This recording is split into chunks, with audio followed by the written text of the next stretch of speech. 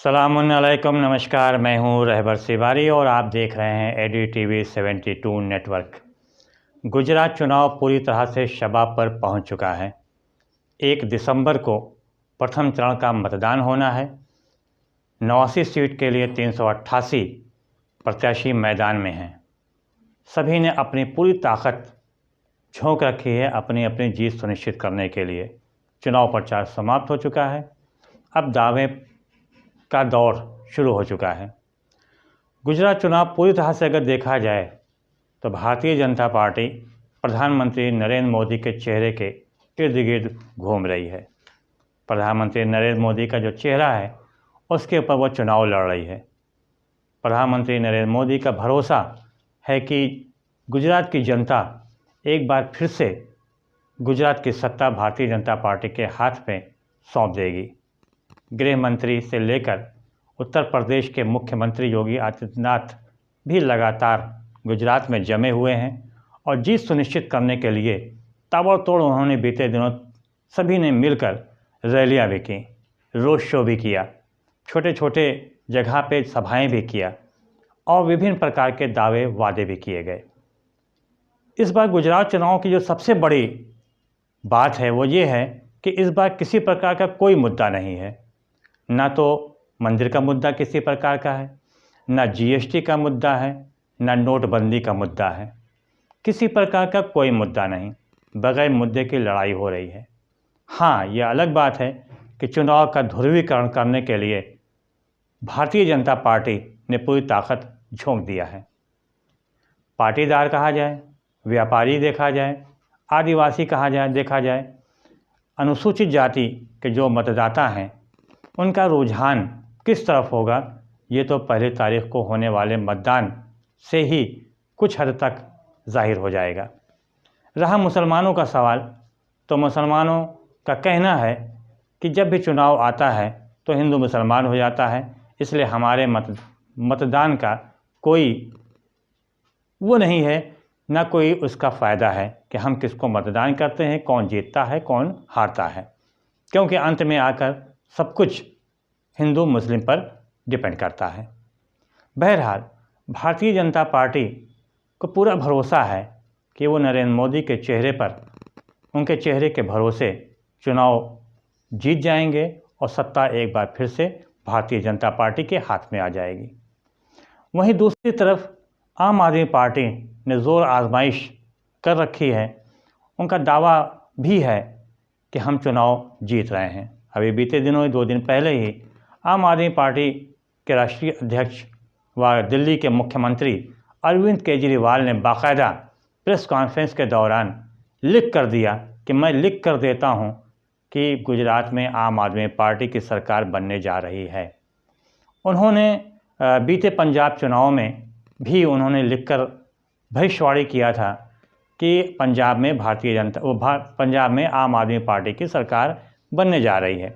वहाँ पे उनकी जो भविष्यवाणी थी वो सच भी साबित हुए थे। हालांकि 2017 में भी उन्होंने कुछ इसी प्रकार के दावे किए थे, भविष्यवाणी किया था, लेकिन 2017 में सच साबित नहीं हुआ था। लेकिन 2022 मतलब पिछला जो चुनाव पंजाब में हुआ, उस चुनाव में उन्होंने जो भविष्यवाणी किया था वो सही साबित हुआ था।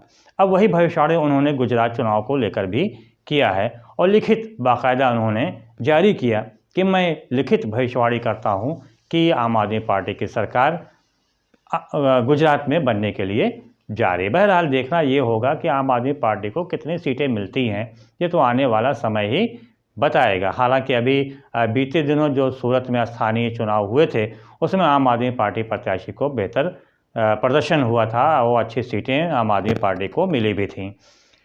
तीसरी तरफ जो कांग्रेस पार्टी है, हालांकि इन्होंने इस प्रकार के कोई खुलकर लिखित भविष्यवाणी भी नहीं किया। सबसे बड़ी चीज़ गुजरात के चुनाव में ये रही कि पूर्व राष्ट्रीय अध्यक्ष राहुल गांधी गुजरात में कहीं नज़र नहीं आए। हालांकि जो मौजूदा राष्ट्रीय अध्यक्ष हैं जो चुने गए हैं उन्होंने कई रैलियां गुजरात में ज़रूर किया। हाँ, ट्वीट करके ज़रूर ये कहा गया कि वहाँ पर जो लड़ाई है वो कांग्रेस और आम आदमी पार्टी में है। अब यहाँ पे उनके ट्वीट से ये क्लियर नहीं हो रहा है कि ये लड़ाई दूसरे तीसरे नंबर के लिए है या पहले व दूसरे नंबर के लिए है। बहरहाल चुनाव कई स्थानों पर जो सामने बात आई है उसमें यह है कि कहीं कहीं त्रिकोणीय चुनाव है। भारतीय जनता पार्टी, कांग्रेस, आम आदमी पार्टी, तीनों प्रत्याशी लड़ रहे हैं। कहीं कहीं पे ऐसा भी है यहाँ पे भारतीय जनता पार्टी, कांग्रेस के प्रत्याशी आमने सामने पे हैं। तो कुछ स्थान ऐसे भी हैं जहाँ के ऊपर आम आदमी पार्टी और कांग्रेस प्रत्याशी आमने सामने हैं। आम आदमी पार्टी का एक बात और भी कहनी है कि इस बार गुजरात का जो चुनाव है, गुजरात की जो सरकार है, वो ग्रामीण क्षेत्र के लोग चुनेंगे, शहरी क्षेत्र के लोग नहीं चुनेंगे।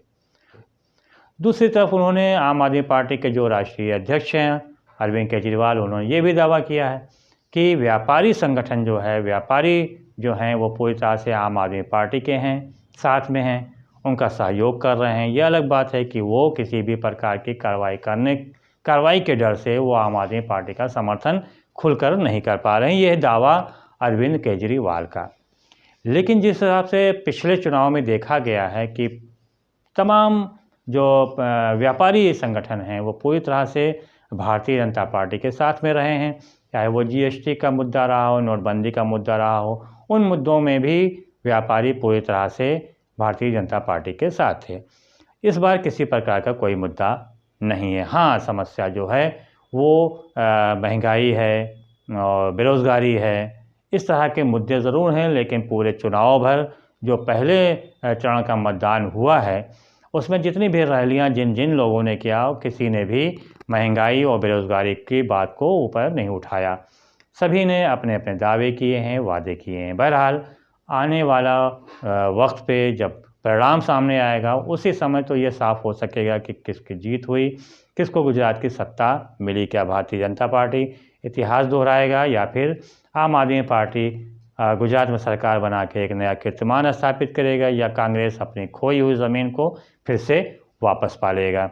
बहरहाल 1 दिसंबर को ही रुझान से कुछ हद तक तो बात साफ़ हो जाएगी, तस्वीर साफ़ होगी कि किस तरफ ऊँट बैठने वाला है।